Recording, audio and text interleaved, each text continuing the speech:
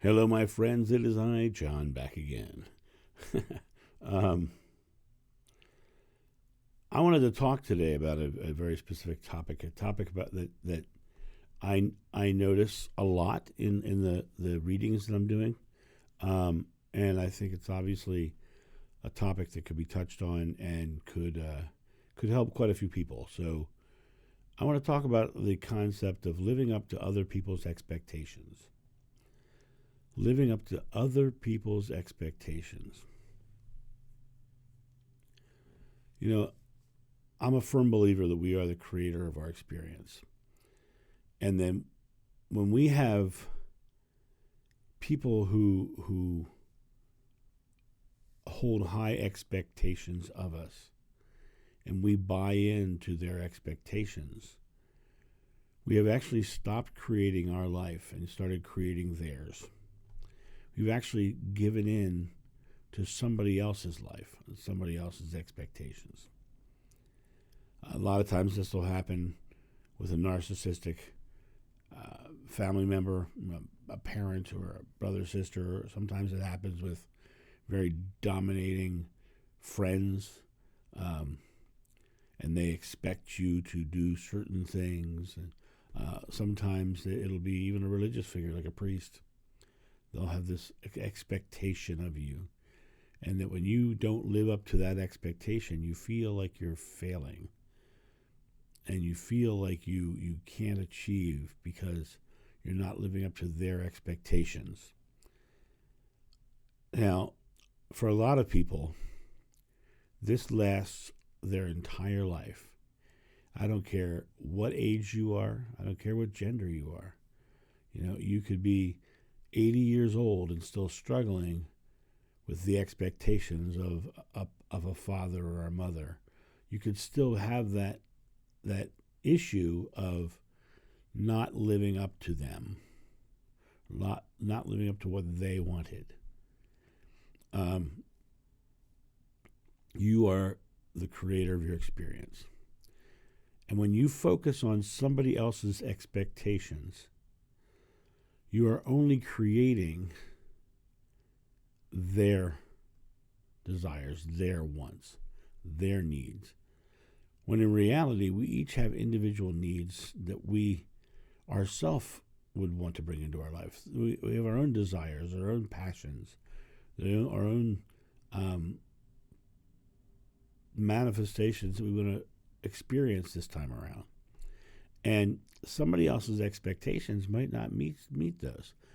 To give you an example, I studied architecture in school.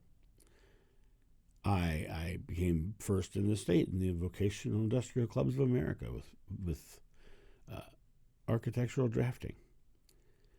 I hated drafting. I hated architecture. Hated it. Did not want to do it, did not like doing it, but why did I do it? Because my mother saw that I had artistic ability. I was painting at a very young age. I was drawing at a very young age. My mom said, you can't make money as an artist. You should be an architect. And she pushed me towards architecture. And so I went and I studied architecture. I hated it. I was living up to their expectations. When a friend of mine took me to a Renaissance festival, and I experienced that Renaissance festival and that place of pure positive reinforcement for who I was and what I was doing, I fell in love with that place because it was nobody expecting anything of me. What they were looking at me and going, wow, I like this guy. I like what he's bringing, and I like his creativity of creating these characters. I like this guy. I went off and I never became an architect. I did comedy sword fighting shows and stunt work, and I worked in theater, and I directed Renaissance festivals, and I did a lot of amazing things. It led me to, I met Brad Pitt and David Duchovny. I went to 30 countries around the globe. I've been on the front lines of Iraq and Afghanistan. I climbed Machu Picchu. I climbed Mount Sinai. I've swam the Blue Lagoons of Iceland. I've done all of these things because I didn't try to live up to somebody else's expectations. I had these incredible experiences because I only followed what was in my heart, what was in my desire. And what was in my heart, what was in my desire? When I left behind architecture, I lived the most dynamic, incredible life. I have so many amazing stories. I go to family reunions and people are like, hey, tell me a story about that. And so I have all these experiences that I can draw from because, most of my family lived up to others' expectations. They tried to. Many failed. And they failed not because they failed the person, because who cares what the other person really wanted. They failed themselves for not stepping into themselves and being themselves fully. And it's fascinating to me when I watch people, getting into their, 60s, 70s, 80s, who still struggle with, what they should have done. I should have done this, I should have done that, And sometimes they get to the point where I should have been an artist instead of what my mom wanted me to be. I should have been an actor instead of what Dad wanted me to be. I should have. Well, you need to look at your should haves and say, should I or am I? Should have, or I am. Because the reality of it is, age is just a number. Time is not linear. Age is just a number.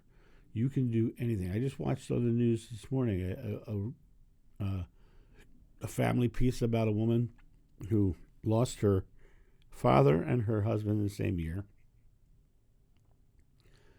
She went back to college. She joined the women's golf team. She's on a scholarship because she's a good golfer.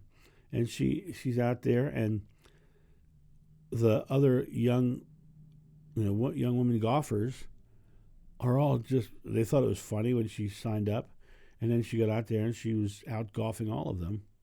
And yet now they also have someone who they can go, hey, this is happening in my life. What, any advice? And she has all this life experience to share with these young people. How wonderful is that? What's she doing? She's back in college. She's playing on a golf team. She's a college athlete. She's 63 years old. So nothing should limit you. Go out, and if somebody else is telling you what you should have done, say, I'm the only one who gets to choose that. I'm the only one who gets to choose what I should do. No one gets to tell me what I should do. I'm the only one who gets to tell me that. And if you start putting that into your life, that you're like, I am doing this. That's the other thing, is if you're sitting in I should, that means you're not. So when somebody says you should do something, you can easily return and say, no, I am doing this. That is a great response. God's name is I am. That is what you're creating. I am doing this. That is what I'm creating in this moment. And so when you go through your life and you're out there and you're looking at all your experiences and you look back in your life, am I trying to live up to somebody else's expectation? And if so, take a moment and say, if I wasn't living up to those expectations, what would I be doing? And then make I am statements of I am doing that instead. And go do it. Go do it. Enjoy it. You will be so much happier in life following your heart rather than somebody else's head. Have a great day, and I'll talk to you soon. See ya. Bye.